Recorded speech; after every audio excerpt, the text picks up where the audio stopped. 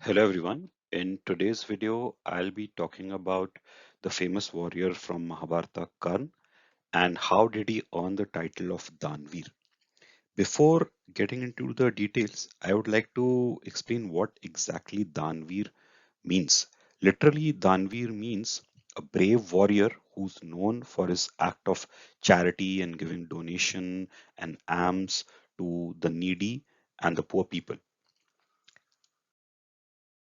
By how did he got to be known as the Daanveer?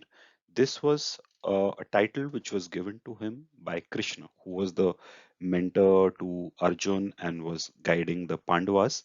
And I think most of you are familiar that in Mahabharata, Pandavas were the righteous group and Kauravas were the immoral. And there was this great war was fight between both the parties. And due to several circumstances, Karn, despite being a brother of the Pandavas, he had to join the opposing immoral side of Kauravas. Despite being on the wrong side of the war, Krishna always praised Karn for his actions, for his sense of duty, for his sense of right and wrong, and top of all, for being a Danveer. And this was something which Arjun didn't like because Krishna was his mentor and very close to Arjun. And he always felt a sense of envy. He was always jealous of Krishna praising uh, Karan so much.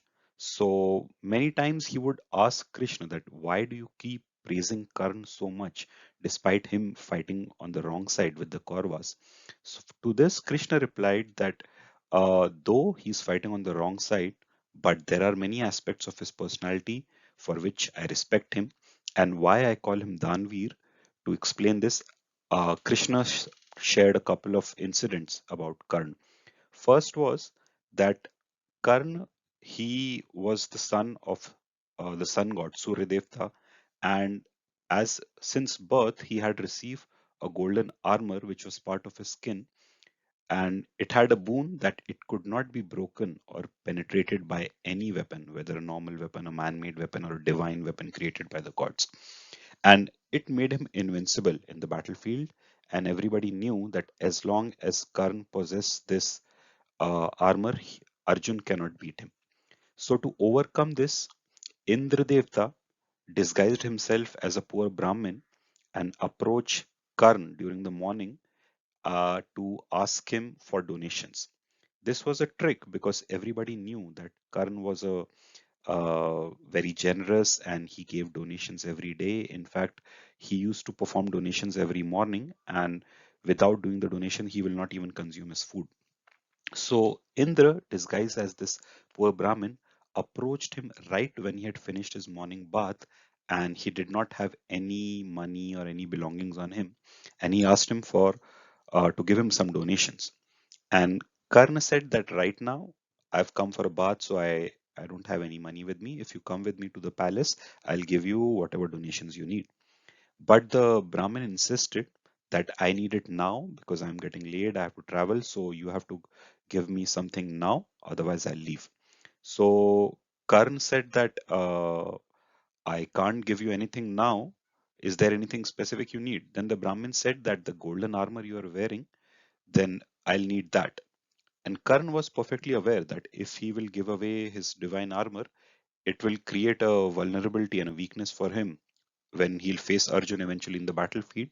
But despite this, because the sense of charity and donation was so important for him, he took out his armor from his body, peeled it out, and he gave it to the Brahmin. And Indra was so impressed by that he finally revealed his true identity to Karn and told him that because you're on the wrong side of the battle fighting with the Kaurav who are the immoral ones, I had to do this, but I'm feeling really sorry. And uh, as a compensation for cheating you out of your armor, I'll give you one divine weapon, and with which you will be able to kill any one great warrior during the war. And Krishna went on to tell Arjun that there are several instances when Karan has shown that his sense of donation and charity is much higher than anyone else because for most of the people, they only give in charity whatever is comfortable for them. But Karn never thinks about what is comfortable or whether it will cause any discomfort to him. He thinks about what the person who's needy requires, and he just fulfills it without thinking about what problems he will face.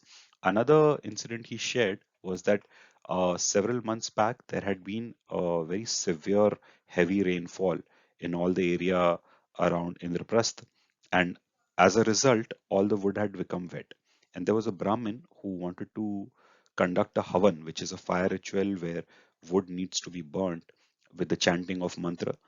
And for this specific havan, he was looking for sandalwood or chandan. And he searched all around his village, but he could not find any dry chandan. So finally, he decided to go to the palace and approach the Pandavas, hoping that one of them would be able to help him. But after checking with all the kings, all the Pandavas and the Kauravas, nobody could help him. Everybody said that no, we don't have any dry sandalwood and we cannot help you. So before leaving the palace area, he thought he'll also check with Karn because he had heard so much about generosity of Karn. And when he went and approached Karn, he explained his problem to him that he's looking for sandalwood and he's not able to find the dry wood anywhere in the kingdom. Karn thought for a moment and then he told the priest that there is a central pillar in his bedroom and it's made of sandalwood and he'll give it to him. And he asked his guard to chop that pillar, take out the sandalwood, make some small pieces, and give it to the Brahmin. The Brahmin was really blessed and he said he was shocked to see that somebody had this deep sense of generosity and he blessed Karn and he left. And there was many incidents that followed where Krishna kept praising Karn, and in fact, after when Arjun was finally able to overcome Karn and able to injure him with his divine weapons, and he was lying on the ground about to die soon, Krishna said that he feels really sorry because today we have lost one of the greatest warrior ever. Now Arjun again felt a sense of jealousy, and he said that even now, when we are at the last stage of the battle, you're still praising Karn and you're feeling sad that he's now dying. Then Krishna said that I've told you so many incidents, but now I'll show you directly. So he disguised himself as a poor Brahmin boy and asked Arjun to follow him.